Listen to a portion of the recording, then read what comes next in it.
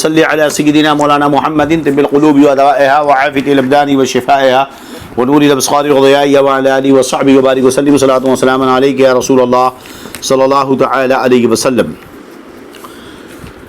درس مسائل فقہیہ میں تیمم کے مسائل پر تفصیلاً جو ضروری باتیں تھیں اس پر گفتگو ہو چکی ہے۔ عموماً تو موزوں پر مسح اور موزوں کا رواج ایک طرح سے ختم ہو چکا تھا ہمارے ہندوستان وغیرہ میں، لیکن اب پھر سے ایسے بوٹ ایسے جوتے اب مارکیٹ میں آ گئے ہیں، اور اسی طرح اب چمڑے کے موزوں کا بھی ایک عام رواج ہو چکا ہے کہ عرب لوگوں کا جانا زیادہ ہو گیا اور وہاں سے لاتے ہیں پہنتے ہیں، تو اس لیے ان مسئلوں کا بھی جاننا بہت ضروری ہے۔ تو ہم اس پر آج موضوع کے مسح پر گفتگو کریں گے۔ مسح کے مسئلے میں پہلے چند حدیثیں جو صدر الشریعہ ابو العلا حکیم امجد علی رضی اللہ عنہ نے نقل فرمائی ہے بار شریعت میں، انہیں ہم پیش کرتے ہیں۔ چنانچہ امام احمد ابو داؤد وغیرہ نے مغیرہ رضی اللہ عنہ سے روایت کی، فرماتے ہیں کہ رسول اللہ صلی اللہ علیہ وسلم نے موضوع پر مسح کیا۔ میں نے عرض کی یا رسول اللہ صلی اللہ علیہ وسلم، حضور بھول گئے موضوع پر مسح کیوں کیا؟ بھول گئے پیر دھلنا، پاؤں کو دھولنا بھول گئے؟ فرمایا بلکہ تو بھولا، میرے رب عز و جل نے اسی کا حکم دیا ہے۔ سرکار نے فرمایا میں نہیں بھولا، تم بھولے ہو، میرے رب نے یہی حکم دیا ہے کہ موضوع پر مسح کر لو۔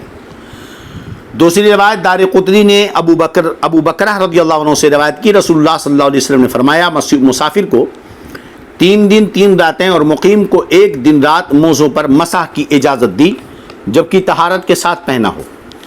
اگر باوضو ہو کر طہارت کے ساتھ موزہ پہن لیا اور آدمی مقیم ہے تو 1 دن 1 رات اگر اس کا وضو ٹوٹ جاتا ہے تو صرف وضو کرے، ہاتھ دھل لے، چہرہ دھل لے، سر کا مسح کر لے، پیروں کو موزہ نکال کر دھلنے کی ضرورت نہیں، اس پر مسح کافی ہے۔ اور مسافر ہے تو 3 دن 3 رات اس کے لیے اجازت ہے۔ اسی طرح ترمذی شریف میں اور نسائی شریف میں صفوان بن عسال رضی اللہ عنہ سے روایت ہے کہ جب ہم مسافر ہوتے رسول اللہ صلی اللہ علیہ وسلم حکم فرماتے کہ 3 دن راتیں ہیں موزے نہ اتاریں مگر بوجہ جنابت، یعنی اگر جنابت لاحق ہو جائے، غسل فرض ہو جائے تو موزہ اتاریں، اور اگر غسل فرض نہ ہو، پیشاب پیخانہ وغیرہ کیا ہے، ہوا خارج ہوئی ہے یا جسم کے کسی حصے سے خون نکلا ہو تو وضو کر لیں، موزے پر مسح کر لیں، پیر دھلنے کی ضرورت نہیں، موزہ نکالنے کی ضرورت نہیں۔ اور اگر غسل فرض ہو گیا تو ایسی صورت میں غسل فرض ہونے کی صورت میں اسے موزہ اتارنا ہوگا۔ کہتے ہیں لیکن پاخانہ اور پیشاب اور سونے کے بعد موزہ نکالنے کی ضرورت نہیں ہے، ہاتھ دھل لے، چہرہ دھل لے، سر کا مسح کرے اور موزوں پر وہی مسح کر لے۔ اسی طرح ابو داؤد نے روایت کیا کہ حضرت علی رضی اللہ عنہ فرماتے ہیں کہ اگر دین اپنی رائے سے ہوتا، یعنی دین میں اگر اپنی رائے چلتی، ہم اپنی رائے سے جو چاہتے فیصلہ کرتے، جیسے آج کل لوگ اپنی رائے سے فیصلہ کرتے ہیں، اگر دین اپنی رائے سے ہوتا تو موزے کا تلا بنسبت اوپر کے مسح میں بہتر ہوتا۔ بھئی ابھی آگے مسئلہ آپ کو پتہ چلے گا کہ موزوں پر مسح اوپری حصے پہ کیا جاتا، پیر کے تلوے کی طرف موزے کا جو حصہ ہوتا ہے اس پر مسح نہیں کرتے۔ مسح کا حکم یہ ہے کہ پیر کا جو پنجے کا اوپری حصہ ہے اس پر مسح کرنا ہے، تلوے پر مسح نہیں۔ تو اگر عقل سے کام چلتا تو تلے پر یعنی تلوے پر مسح ہونا چاہیے تھا، اوپر پر نہیں۔ حضرت علی کہتے ہیں اگر دین میں رائے ہوتی، دین رائے سے ہوتی تو میں اوپر نہیں تلوے پر مسح کا حکم دیتا۔ اسی طرح ابو داؤد ترمذی روایت کرتے ہیں مغیرہ ابن شعبہ سے رضی اللہ عنہ کہتے ہیں کہ میں نے رسول اللہ صلی اللہ علیہ وسلم کو دیکھا کہ موزوں کے پشت پر مسح فرماتے تھے، موزوں کی پشت پر مسح فرماتے تھے۔ یہ حدیثیں چند نقل فرمائی ہیں، اس سے مسائل جو واجبات و فرائض ہیں اور موزوں کا طریقہ ہے انہی احادیث سے ثابت ہوتا ہے۔ اب مسئلوں پر گفتگو کر لیں۔ جو شخص موزہ پہنے ہوئے ہو وہ اگر وضو میں بجائے پاؤں دھونے کے مسح کرے تو جائز ہے۔ اب اگر کوئی موزہ نکال کر پیر دھلتا ہے تو دھلے، کوئی حرج نہیں ہے، اور یہ مطلب اجازت ہے اس کو کہ اگر موزہ پہن لیا ہے، وضو کر کے موزہ پہنا، اب اگر پیشاب کو گیا پھر سے وضو کرنا چاہتا ہے تو وہ کلی کرے، ناک میں پانی ڈالے، چہرہ دھلے، ہاتھ دھلے، سر کا مسح کرے اور موزوں پر مسح کر لے، موزہ نکالنے کی ضرورت نہیں ہے۔ لیکن اگر کوئی نکال کر دھلتا ہے تو اس کی مرضی، ممانعت نہیں ہے۔ اگر کوئی مسح کرے دھونے کے بجائے تو جائز ہے، اور بہتر پاؤں دھونا ہے، بشرطے کی مسح جائز سمجھے۔ اگر کوئی ناجائز سمجھ کر موزہ نکال کر دھلتا ہے تو وہ جو گنہگار ہے۔ ہاں وہ جائز، موزوں پر مسح جائز ہے، لیکن میں موزہ نکال کر، جوان آدمی ہوں، طاقت ہے، ہمت ہے، میں موزہ نکال کر پیر دھلوں گا، کیا حرج ہے؟ تو بالکل دھلے، افضل ہے۔ کہتے ہیں کہ اس کے جواز میں یاد رہے کہ موزوں کے جواز میں بکثرت حدیثیں آئی ہیں، اور جو قریب قریب تواتر کے ہیں، یعنی حدیثیں متواتر کی حد تک پہنچ چکی ہیں۔ یہی وجہ ہے کہ امام کرخی رحمۃ اللہ علیہ فرماتے ہیں کہ جو موزے پر مسح کو جائز نہ جانے اس کے کافر ہونے کا اندیشہ ہے، کیونکہ حدیثیں حد تواتر کو پہنچی ہوئی ہیں۔ موزے کے جواز پر حدیثیں متواتر کی حد تک تو نہیں پہنچی، مگر پہنچنے قریب قریب تواتر کی حد تک پہنچی ہوئی ہیں۔ اگر تواتر کی حد کو پہنچ جاتی تب تو فرض ہو جاتا اور اس کا منکر کافر ہو جاتا۔ قریب قریب تواتر کے پہنچی، جو حکم نص قطعی کا قرآن کی آیت کا جو صراحتاً ثابت ہوتا ہے وہی حکم حدیث متواتر کا ہے۔ تو اگر موضوع پر مسح کے جواز کی حدیثیں حد تواتر کو پہنچ جاتی تب موضوع کا مسح فرض ہو جاتا اور اس کا منکر کافر کہلاتا۔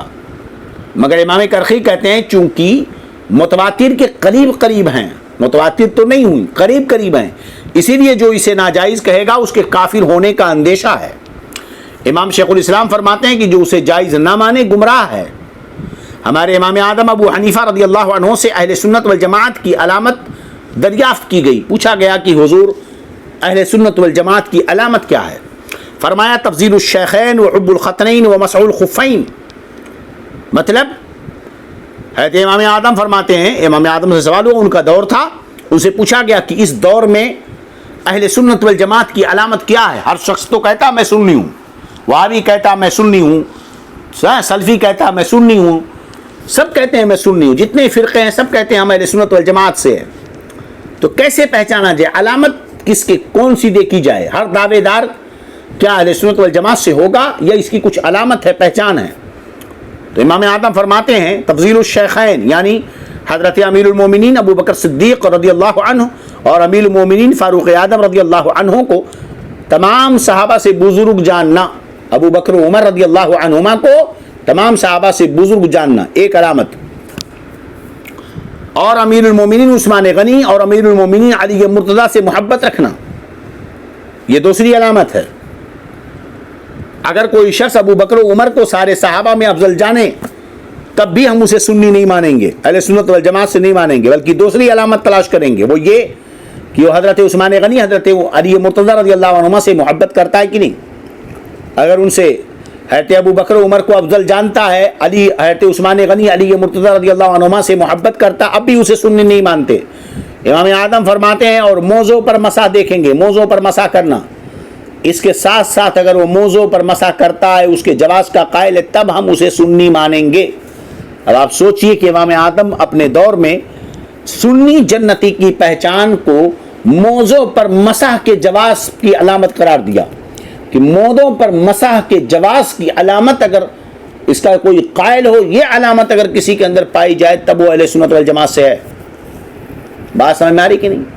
لہذا اب کوئی آ گیا ایک جگہ ایسے لوگوں کے بیچ میں، وہ شیعوں کے بیچ میں گیا تو علی علی کرتا رہا ہے نا، اور ہم لوگوں کے بیچ میں آیا تو علی عثمان ابو بکر و عمر عثمان و علی کرتا رہا، خارجیوں کے بیچ میں گیا تو صرف ابو بکر و عمر کرتا رہا، ہے نا۔ تو یہ پہچاننا، اسی لیے ساری چیزوں کی ضرورت ہوتی ہے۔ اب اس دور میں اگر کوئی شخص اہل سنت والجماعت سے ہے تو اس وقت کی علامتی نشان ہے، کوئی بھی دعویٰ کرے میں سنی ہوں، اہل سنت والجماعت سے ہوں، تو اس کی علامتی پہچان نشانی، اس کی علامت ہے مسلک اعلیٰ حضرت۔